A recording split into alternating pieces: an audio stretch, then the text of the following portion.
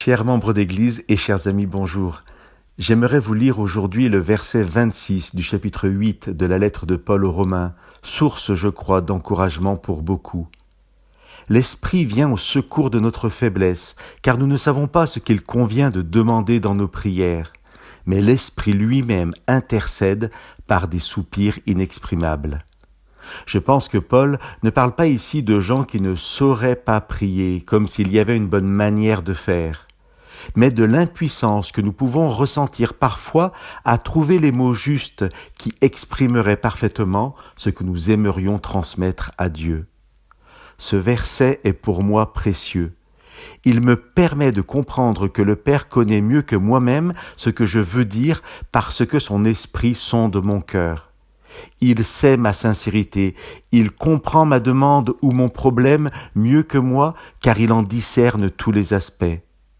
Le Père entend ce que l'Esprit lui partage par des soupirs inexprimables. Le mot soupir est traduit parfois gémissement. Paul emploie ce mot 3 fois des versets 22 à 26. Tout d'abord, c'est la création tout entière qui soupire et souffre les douleurs de l'enfantement. Ensuite, c'est le croyant qui, ayant l'espérance du retour de Jésus et d'un monde sans souffrance, soupire en lui-même en attendant l'adoption filiale, la délivrance totale. Et donc, enfin, troisièmement, c'est l'Esprit Saint lui-même dans une espèce de participation avec les gémissements, les soupirs de tout ce qui est créé.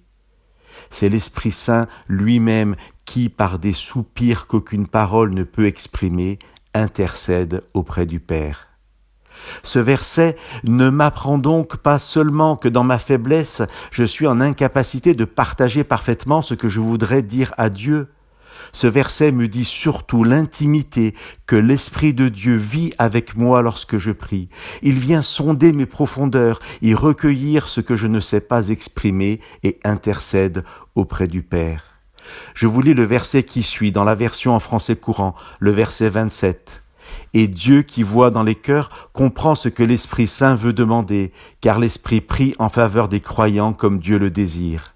Chers amis, soyons encouragés par ces paroles, n'ayons aucune crainte à prier. Nous ne sommes jamais seuls dans notre faiblesse. L'Esprit de Dieu est présent.